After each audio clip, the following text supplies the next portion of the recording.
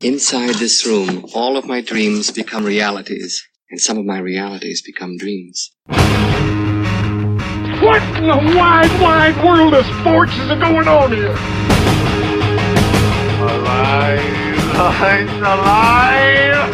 It's alive! You are listening to The Wilder Ride, getting wilder by the minute. Here are your hosts, Alan Sanders and Walt Murray. Welcome back, everyone, to The Wilder Ride, where we are getting wilder by the minute. It's a podcast where we are breaking down and celebrating the films of Gene Wilder, in this case, Young Frankenstein, one rock-climbing monster at a time. I'm your host, I'm Alan Sanders. I am your co-host, Walt Murray. And joining us today again is David Smith of the Airplane Minute. David, welcome back. It's good to be back. Good to have you here and your insights, especially as a cinematographer. Always good to have somebody with some technical insights when we start talking about scenes like today, because I think there's some issues that I have technically that other people might not necessarily catch. So let's get the audience all caught up on where we are. Last minute, we started with the trio on top of the edge of the castle there, putting on an impromptu open mic night, and they're continuing to play the violin, and Igor has some weird ram's horn in his hand, and Inga's on the lookout, and we'll continue today with Dr. Frankenstein playing the violin, and then we'll end with his creature climbing the wall and Dr. Frankenstein chiding Inga to not touch him. So let's get into this right off the bat. It's right where we left off, that we've been seeing Igor at the very end of the last minute yesterday, sort of getting ready. He's been fingering the little valves. He's tried to blow a couple of times or sort of wet the end of the horn, and he finally gets a chance to play. So, what's the point?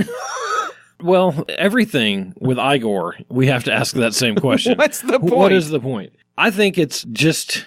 Is it to give him something to do in this scene? I think it's also to, again, remind us that this is a comedy. And that, Igor is always there ready to do that for us.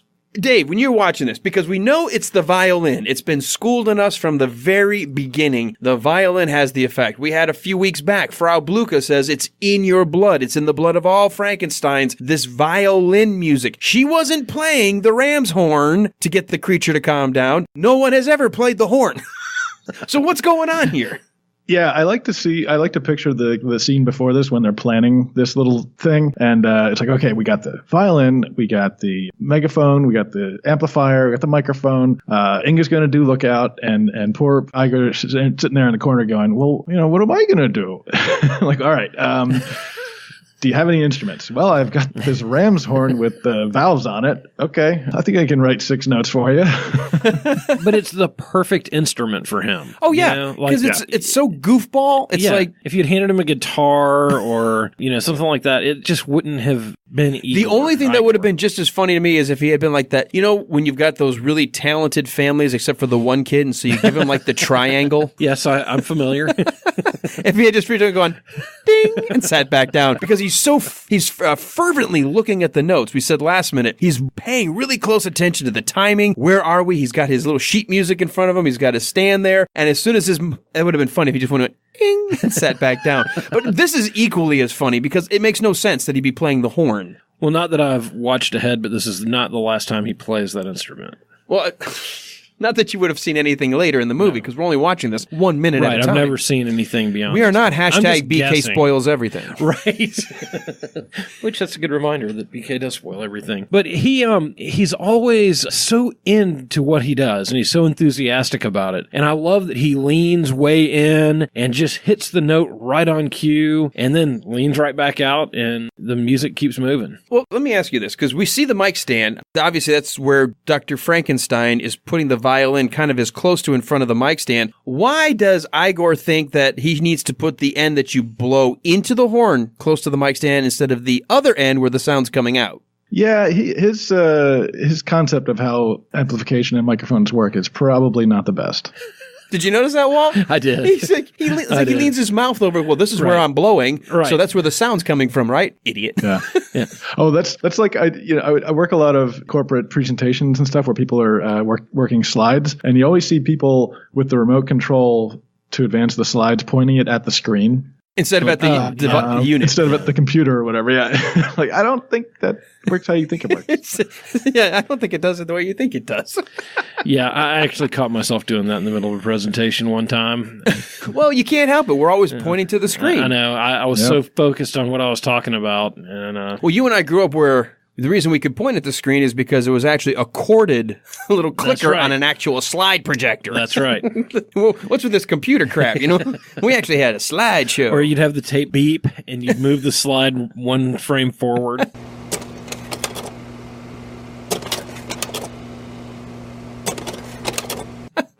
The little automatic film strips. Yes. Film strips, yeah. Yeah, I was only allowed to do those like once because for some reason we got all out of order. Showing the dinosaurs and Abe Lincoln's face is on the screen. What kind of a? Well, I don't even want to ask what you were working. Believe me, I wasn't paying attention. So Igor, obviously, Dave has no idea where the sound comes from out of a horn. And I would argue that he's not actually playing the right notes if you watch his fingers, because you see it's three notes. Well, it's do do do, and then the same thing repeated, do do do, and his fingers do like 6 different things throughout that. He doesn't play anything close to the same notes or the same fingering. I kind of like we're saying that. Igor's fingering his horn, but he doesn't do the same fingering through the 2 times he plays those same kind of notes. Well, while we're on it, although Gene Wilder does a much better job pretending he's playing the violin, he too is nowhere close to playing that violin melody. Not even close. Right. Is pantomiming this whole thing. He's kind of like when I'm playing air guitar in the car, driving around listening to Van Halen. Nowhere even close to the right notes. If you air guitar while you're driving, remind me not to ride with you. Well, now that we're not allowed to text and drive in Georgia, you got to do something to occupy your mind. I don't do so much air guitar as my steering wheel is a great bent guitar. It's like I play the left side is the fret and the drum. Of course, you got to beat on the steering wheel for the drum solos. I'm the greatest musician in the world if that volume's loud enough. Yeah, I sound like I can sing I can and sing everything when nobody's around. I'm so bad. My kids are like, Dad, turn it up. Well, when we can still hear you. When Amy and I had first gotten married, we started going to this church, and about the 2nd or 3rd week, the music director had been sitting in front of us, and he turns around at the end of the service and said, "Amy, you're such a great singer. We'd love to have you in the choir. How you doing today, Walt?" So our choir practice is at 5:00 on Sundays, and I'm kind of sitting there, and he's like, "Walt, it's so good to see you. Maybe we can get together sometime." I'm like, yeah, I got you. Well, maybe you could drop your wife off. Yeah, maybe you could stop coming to this church. You're throwing the whole congregation off. We appreciate you being involved with the spirit moving you and all, but you suck. Thanks for your enthusiasm, but you have no talent. No skill whatsoever. Yeah, I can't carry a tune in a bucket, as they say. Nope. I want to ask a question architecturally here now. I told you I've had some issues with and I know you have to kind of repurpose the sets. You've built this giant castle exterior. You've built your interiors. You've got to use them. The monster is walking. When we finally look down, we've got a POV shot sort of looking over the wall down, and he's walking toward them. He would be walking toward what is technically the alcove where we've seen the cars come in. Because of the statue on the wall, we see the 4 statues, the guy holding his Schwanstucker on the far left, and all the other ones kind of like rearing away from him. Where did he come from? Because he's walking like he was going to leave the castle right now. Right. We've never seen anybody go the other direction. It's always they come in from the road and then they leave that same way. So where the heck did the monster come from? Well, and from the scenes that we've had so far, we've only seen the one road up to the castle. Exactly. That goes through that. It doesn't look like maybe they've got a circular drive, but we haven't seen it. Or maybe a road down the backside, but I don't know. We've never seen anybody come in that way. Everybody comes in and goes out that same exit. Does Transylvania have like weird portals where he just kind of like walked in, like he left his cave? Well, they've got 26 time zones. There are so many time zones where we know that. But is it possible that he kind of walked in between 2 trees that just happened to be the portal that blinked him into the courtyard, and now he's in the courtyard and now he's going to walk toward the music? Oddly, that would make total sense. For Transylvania at this point, I'll buy it. Yeah, I'll buy it. I think you sold me. Well, I mean, with so many mad scientists running around, there's got to be somebody who's working on teleportation. Absolutely. For the amount of time that it took him to get from his cave to the castle, I'm pretty sure there's a portal involved. It has to be, because do you think that these people have been playing for like the last 3-4 hours? No, it's like they were just warming up. I mean, he just got to the last minute hearing the music, and it distracts him from Elizabeth, the creature. And so next thing you know, they're still playing the same music. It hasn't even shifted. It's just the same music. Well, and we're not really sure where his lair is, too. So maybe it's underneath the castle. Could be right there beside the castle. Maybe. I doubt it, but maybe. Well, when he does walk forward, it is an interesting shot here, this POV shot, and we realize he's going to come climbing up the wall. I want you to pay close attention to every time Terry Garr, when we see his POV looking back up at, or sort of, I guess not necessarily his, but a sort of looking up at them, she's improving a, come on, but it doesn't match her mouth. In fact, a couple of times, her mouth's not even moving. Come on. Yeah, they missed it. they blew it on this one.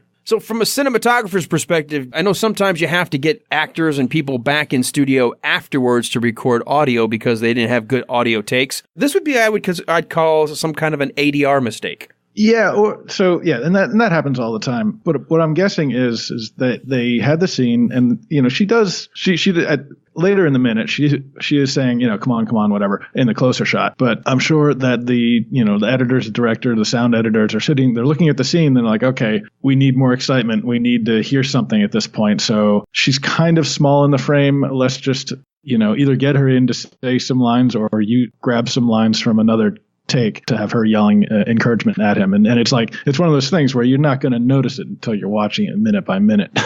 So every movie has this stuff. And when I went to film school and started this job, I became hyper aware of stuff like that. When people's mouths don't match the words, or, anything like that. Sometimes it can detract if a movie is particularly sloppy with it, but most of the time you just gloss right over it. I think the more egregious one happens right around second 25, because not only is it obvious that she's not saying anything, she's nowhere near as frantic saying, come on. It's almost like she's like, hey, up here. It's very slow and the next time we show her, it matches the intensity of the voiceover that obviously was recorded later, or maybe even a different take. Maybe they're just layering audio from a different take, and this was the better looking shot, but they had better audio from somewhere else. But from around second 25, she's sort of like, it almost looks like she's fanning herself like, oh, it's hot up here. It doesn't look like she's anywhere near that kind of intensity with which she's saying, come on, you can do it.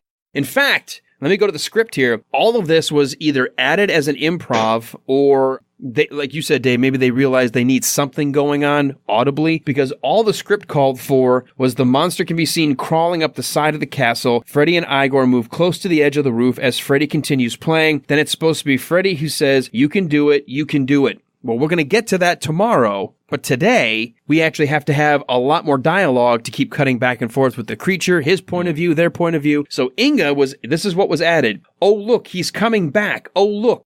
The music, oh, keep playing. It's the music. It's the music that's bringing him back. Then at second 25, where she certainly is not saying, come on, though we hear her say, come on, you can do it. And then Freddy will, of course, yell at the very end of the minute, don't touch him! Don't touch him, and that's where we'll end. But all of that Inga stuff, every single bit of it, not in the script, that was all sort of either added because they realized they need some kind of audio, or they needed to give Inga as well something to do or say, since Freddy's playing the violin and Igor's worrying about fingering his trumpet. And that may be why she doesn't match. They may have done that as an add-in later. Well, but she's making motions. It's obvious she's saying some of the stuff, because her mouth does match some places. It just doesn't match all of them. Yeah, no, it doesn't. And for a movie that came out in 1974, the audience probably would not have caught that, because you can't rewind. You have to buy another ticket and come back and see it again in order to see it again. I can understand the mistake, to some degree. One thing about the scene that I really like, though, is the point of view shot from the monster. When you look up and you see the three actors all looking over the side of the castle, you have the really cool stonework and everything, and then the moon hanging right behind them. It is really a visually really strong shot. I really, really like that shot. Well, what's cool about it is all of that is painted. Once again, the background? Yeah, all of this is just I don't want to call that a matte painting because it's not. It's actually a painted backdrop. And since they filmed this all inside a studio, you don't notice it because they don't linger too long on any cloud shots. I do notice that, and again, Dave, maybe you caught this, whenever we have the side shot where we're sort of, the camera's resting on the ledge, you see just nothing but cloud cover in the background. But when we do the monster's point of view, hardly any clouds in the sky whatsoever, showing a full moon.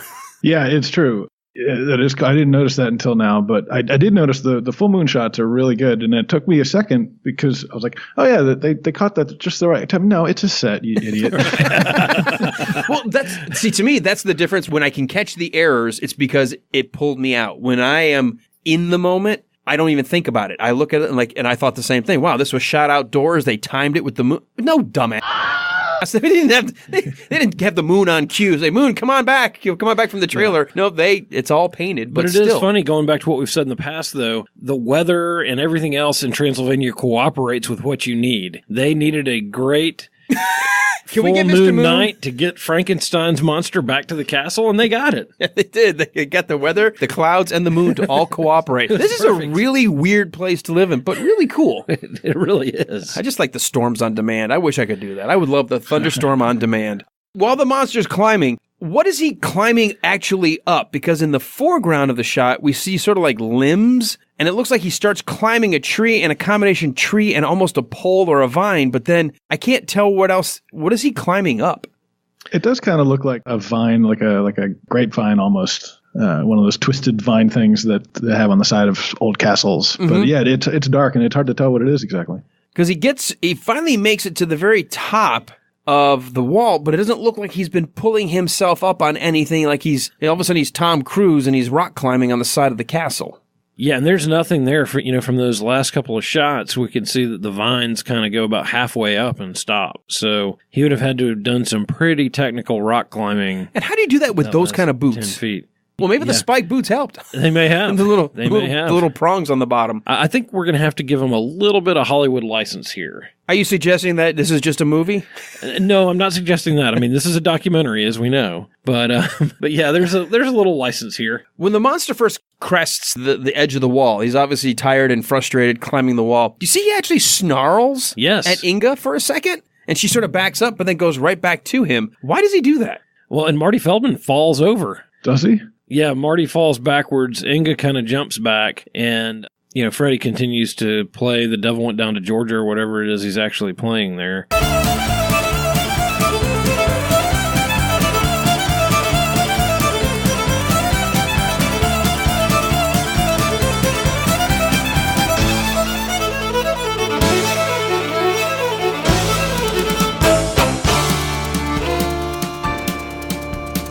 And well, the funny part is if you're not paying really close attention, the back of the chair that Marty Feldman was sitting in, the little throne chair, he's actually mostly hidden behind it, but you see his hands poking out from behind the chair while Freddy's playing and Inga's trying to reach out. You see these two really frenetic hands trying to reach out, and when he snarls, he falls back on his backside. I actually think it's when, he does snarl, but that's the same time that Freddy yells at him to not help him. Oh, that's happening also right on the heels of the snarl. I'm not sure why, if they're jumping back because of the snarl or because of Frankenstein yelling at him. It's interesting to see I don't know that I would have put Marty where I could have seen him more because you only see his hands, but maybe that's just you had no choice with the takes that they had. It just feels weird to have these hands sort of playing, beckoning him up. And yeah, you're right. My question is, why didn't they just open the front door for him? Well, yeah, I have that written down right here. If he's already back at the castle, why do they make him climb the wall? Wear him out so he doesn't destroy him when he gets to him. Do you think so? Do you think it's a test? Well, it would have been much more boring just to walk through the front door and say, "I'm home." Honey, I'm home. I brought my girlfriend. Well, they could have done this sort of Shaun of the Dead thing where he tries to climb up and then fails and has to go through the front door. Yeah, that would have been perfect. Because I could imagine with the 300-plus pound gorilla, if he had pulled on those vines, I would imagine they would have all come down or ripped out or not supported the weight. Yeah, clearly. Yeah, this whole scene has some real unanswered questions to it. I'm gonna ask you just kind of a general question now because everybody's familiar with the movie, and maybe that's what we're all sensing. It feels like towards the end here, we're kind of rushing things. We're just like, hey, let's just shoot it. Just do it. Don't worry if it makes sense. Just shoot it. I'm not saying that takes away from the film, but when you start breaking it down a minute at a time, I'm starting to feel like there's a few more flaws that are visible than we did see in the first 90 minutes. Yeah. Yeah, we get to these last 10 minutes, and there was another podcast that you had said towards the end of their film, even though they really liked the film, it was one of the Indiana Jones movies. Yes, Temple of Doom. That they started to realize there were some holes in it. And when you told me that, I thought, well, I'm glad it's not that way with this movie. But I'm starting to sense that they really... it had to be that they were rushing through. And I know there was so much cut. I'm wondering how much of it was cut at the back end of the movie, because they're really... But even if that's the case, the setups, the shots, the logic of what's happening. And Dave, let me get you to weigh in on that, because really I don't know how you feel about sort of literally the last 10 minutes of the movie, from about basically where we're starting today and yesterday till the end of the movie. Just all of a sudden, a whole lot happens in the last 10 minutes. It does. I mean, I would say... That has more to do with the script than the shooting, probably, right? Because clearly you don't actually shoot things in sequence. So it's not like they're at the end of the shoot and they're rushing things. So it's more like in the script, they built all this stuff up and they took time building up the characters and doing these long scenes like with Gene Hackman. And now you've got to come to a climax. And maybe it's just a matter of amping up the energy by doing more and more things at the same time. I don't know. Again, I don't want anyone who's listening to this to think, oh, you guys don't like this movie. No, I have fallen more in love with this movie than I had previously. I have seen so many layers and textures, from the composition and the technical aspects to the acting to the underlying story and storytelling, the illusions, the love letter to Frankenstein and the Universal monsters. I just sense there was so much care up to the last few minutes of the movie. There's places where I feel almost like they didn't polish these places like they did everywhere else. I've always felt like I loved everything up to the last 10 minutes, and I really, really like the last 10 minutes. Right. These are still good. Yeah, they just great. Feel like there's it fell just a little short. A little maybe. uneven, yeah. A little uneven. Dave, did you guys, nice breakaway for us, because Airplane is a completely different style when it's just zany nonstop. I don't think you're finding any kind of underlying meanings and deep philosophical, things. We had a preacher in here not that long ago who told us all about the Gospels and how this relates to playing God, and what are you allowing to become the God in your life instead of what should be important, and blah, blah, blah. Did you guys discover anything in Airplane that made you go, it's not quite as good as I thought? No, I mean, well, so certainly we didn't have any sort of philosophical stuff. The story of Airplane is they took a movie called 0 Hour and added jokes to it and reshot it, and that's basically what they did. So the levels that we discovered are more along the lines of the backstory and how they came up with various things and the casting and all that kind of stuff. And we certainly have come to appreciate the movie a lot more and love it a lot more. But as far as depth of thought that went into it, we've been listening to and commenting on the director's commentary on the DVD. And at one point, one of the Zucker brothers says, "What war was this supposed to be again?" We don't know. So that does not surprise me. Where the hell are we? It's in an airplane. I mean, it's in an airplane in the United States. It does. The actual route that they fly and things they talk about along the route makes sense. But, the timeline between whatever war it was and the present day and when Ted was in the hospital and all these different things, like why was Elaine in this low-life bar in the middle of a war zone? Yeah, near Nacho Grande. Ted? Like, what was that? And so, there's a whole bunch of stuff about that doesn't make sense, and it doesn't have to, because that movie is so dense with comedic material that it never slows down, and you never, as you're watching it, for real, you never stop to think about it. So you're saying that the George Zip storyline didn't just touch your heart? It's very touching. But again, with that, first of all, how likely is it that Leslie Nielsen treated George Zip from Ted's Air Squad? And two, Elaine says that George Zip died this morning when Ted's in the hospital for his psychological problems. Oh, right. Which, Dr. Rumek says that the Zip came in like the night of the raid and died. So it's like, wait, when did George Zip die actually? I don't know. So there's, theories we have about how maybe Dr. Rumek was making that up. just to get Ted, back into the pilot seat, or all this kind of stuff. So it's we've come up with this idea of the Zaz universe where things don't quite work the same as they do in our universe. But apparently you put more thought into it than the Zucker brothers did. Well, it definitely seems like that, yeah. Well, kind of like with us here, it's not like we have to. What we have to do is we're trying to figure out how does it all work. They're just like, hey, we got a movie, it's a hit, whatever. Right. We're trying to figure out, well, if we were going to put this together, how would we make this explain this? Right. And I think that's the thing, that it's a serious enough movie. It's not like Airplane where it's about like this here, zany and everything. Yeah, where with Young Frankenstein, it's a serious enough movie that you want it to make sense. Right. They've established so many kind of rules that you should follow. It's not, we're not going to all of a sudden say, all right, guys, take some pictures, and everybody starts taking frames off the wall. Where it's a play on words. We don't have a whole lot of that kind of humor. We've got some really in-depth humor and we do have slapsticky moments, but I think that's where I sense when the gloss is not quite as polished here versus, let's say, an Airplane where, hey, you can get away with just being stupid. It's not even in our reality. It's a world where rules don't make sense. Yeah, when you've got a guy talking in the airport and a Indian spear slams into the wall behind him and a dog attacks a guy in the foyer of a house, you know what you're getting there, and you know that there's not going to be a consistent timeline. No, this is the Back to the Future 2 world where Biff's taken over. Ladies and gentlemen, welcome to the Biff Tannen Museum, dedicated to Hill Valley's #1 citizen and America's greatest living folk hero, the one and only Biff Tannen. Of course, we've all heard the legend, but who is the man? Inside, you will learn how Biff Tannen became one of the richest and most powerful men in America. Learn the amazing history of the Tannen family, starting with his great-grandfather, Buford Mad Dog Tannen, fastest gun in the West. See Biff's humble beginnings and how a trip to the racetrack on his 21st birthday made him a millionaire overnight.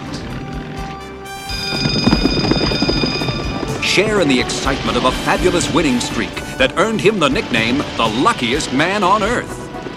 Learn how Biff parlayed that lucky winning streak into the vast empire called Biffco.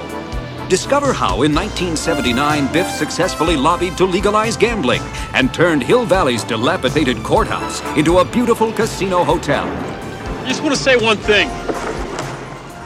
God bless America. Meet the women who shared in his passion as he searched for true love. And relive Biff's happiest moment, as in 1973 he realized his lifelong romantic dream by marrying his high school sweetheart, Lorraine Baines McFly. Third time's a charm.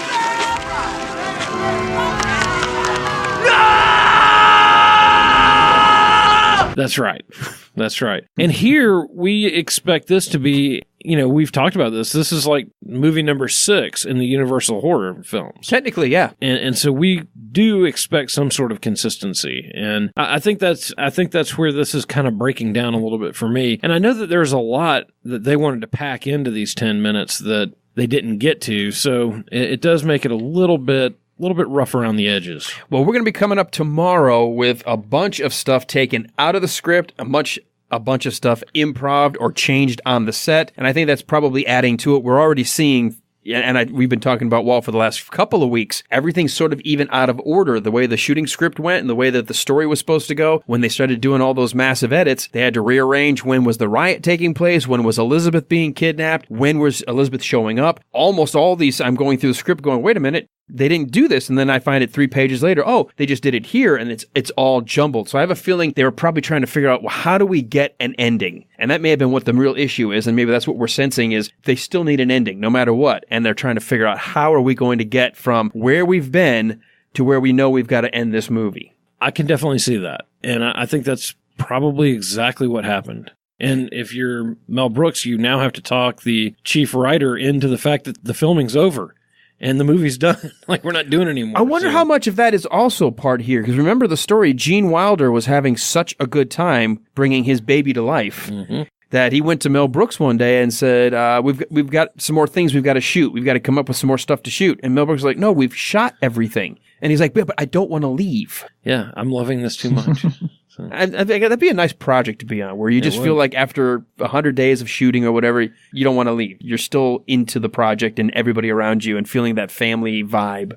Before we begin to wrap up this minute, because we do want to continue the scene, because he is trying to make his way, the creature is trying to make his way over the edge of the wall, I have one final question for this minute. why, assuming we don't know anything moving into the next minute, we're only watching it 1 minute at a time, why does Gene Wilder so angrily bark to not touch him? Don't touch him! Yeah, I think it's strange that he says, no, he wants to do it on his own. Well, he doesn't say that till tomorrow.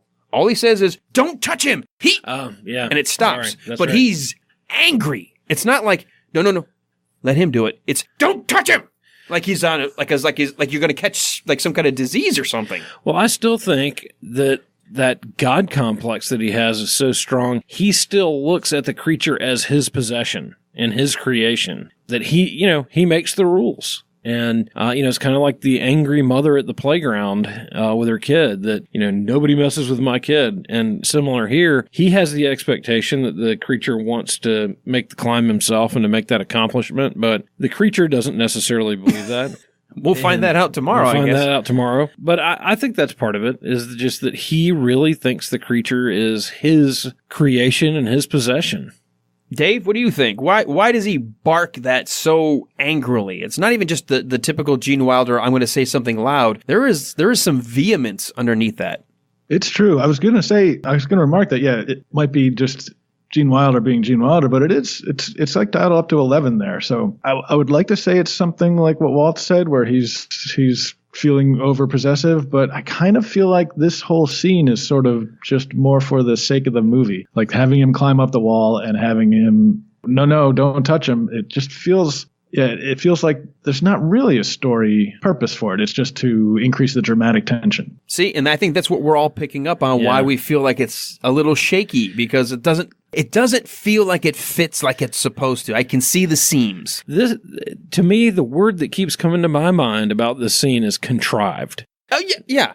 This seems like a very contrived scene. It is. We need a device to get him back in the castle. We want it to make it look dramatic. We want to make it look like there's some tension, so we'll have him climb the wall. But then to shout and bark as angry, I mean, it's not sort of a, hey, don't touch him. It's, don't touch him. Yeah. Like he's really upset with her, and I think that's what, like you said, Dave, that's where actually Marty Feldman rolls back, because he was reaching his own hands out from behind the chair, and he rolls back out of the way like, whoa, Doc is angry. So maybe it's just the only take they had, and they just, again, the audio, I told you starting, I said this was going to be one where I had a little issue with this particular scene, and these are the things, there's too many little in this 1 minute. Yeah, this is a little gritty. I also find Inga's performance to be a little over the top here. Right. She's just really going all out. We go from yesterday where it seemed so genuine and concerned, and here I am complimenting Terry Garr on her performance. Then all of a sudden you just get the sense that they said, bigger.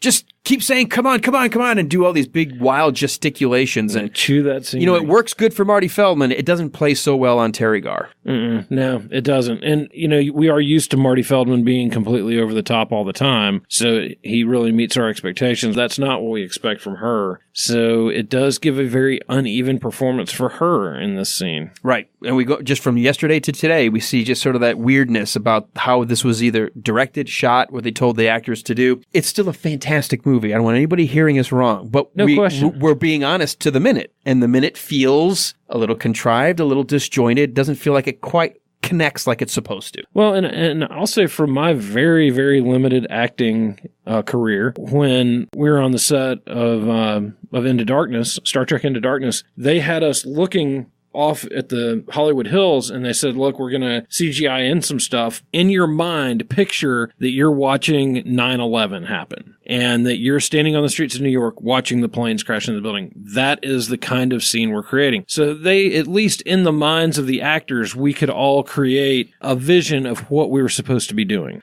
I don't get the sense that was going on here. I think that maybe the director didn't have a clear sense of where they were going, and they kind of had to piece it back together later. Again, I go back to that word contrived. It just doesn't feel right. All right. Well, we don't want to keep beating this mule Dead because monster. This Frau Bluka, but we do want to move along and get ready for tomorrow. So because we don't want to disappoint, we don't want to kick our audience either if they're really into this movie. Like, what are you guys talking about? This is the best scene ever. Best ever. Dave, you got anything else in your notes with minute here 97?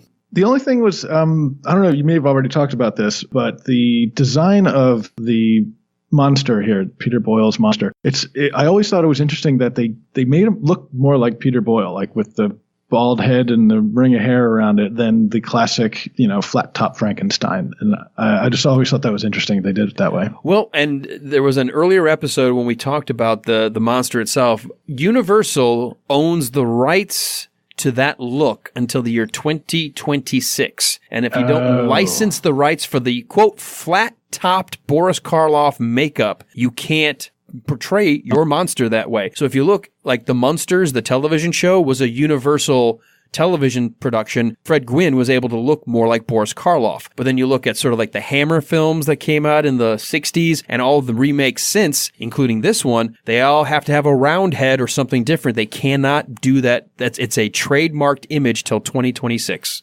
All right. There you go. Did not know that. Learn something new every day. And remind me, is that the bolt in the neck as well, or is it? They didn't just say anything about the flat bolt. head? They just said they said that particular flathead look, the makeup design for Boris Karloff, that's been trademarked. Which, of course, now anybody that wants to create a Halloween cartoon or a poster or anything has to pay Universal a chunk of money to use it. And in this case, 20th Century Fox was like, we're not giving Universal Studios money to use their likeness. We'll come up with our own. Yeah, you don't want to give away money to the competition that easily. Walt, you got anything else in your notes? No, I don't. I think we have definitely covered this minute. And maybe over-covered this. I think we covered it. I'm going to be probably paring it down, much like Mel Brooks and Gene Wilder did when they went to their first rough cut and said, oh, yeah, we got to fix this. Yeah. But, Dave, you are a podcaster in your own right. Tell the good folks that have been listening today where they can hear more of you. Yeah, so I do the Airplane Minute. We can be found over on newsaz.com. You can also find us at Airplane Minute on Facebook and Airplane_Minute on Twitter. Awesome. Walt, where can people find us? The best place to find us right now is thewilderride.com. On our website, you're going to find links to our Facebook pages and a host of other places you can find us. You'll also be able to find all of our episodes. So if you've missed anything, you can go back and listen or re-listen to something. Yeah, and if there's a particular guest you really liked, you want to go back, it's all hot linked on the guest list. So if they've already appeared and you want to hear a particular minute again, just click on that episode and it'll take you right to it. Yep, and there are also bios of all of our guests. So if you're wondering who somebody is or how to get hold of them, that is a great place to go to find that. And if they have a podcast, we also make sure we put a link to their podcast, just like we did for Dave here. We've got links to both his dueling sequels. Sequel Harder. Sequel Harder. Yeah, Sequel Harder, where you kind of look at a really good initial movie and then a sequel that followed that maybe didn't hold up to the original. Yeah, I'm going to have to listen to that. Yeah, that's intriguing. All right, well, let's wrap up this minute number 97, and move into a tease for what's coming up tomorrow. We want everyone to come back on Hump Day. Igor wants you to come back on Hump Day, where we'll see Dr. Frankenstein finishing whatever he's yelling. He's like, don't touch him. We're going to find out that he says he wants to do it by himself, and we will end with Igor dancing and then yelling, switching off. So I want to know what the heck is going on tomorrow, and for you to know, you're going to have to come back to this, The Wilder Ride. And we didn't even get to really see the ram's horn that much in this minute, did we? No. I miss the ram's horn. Don't touch it! Don't touch it! Where's my hillbilly hat?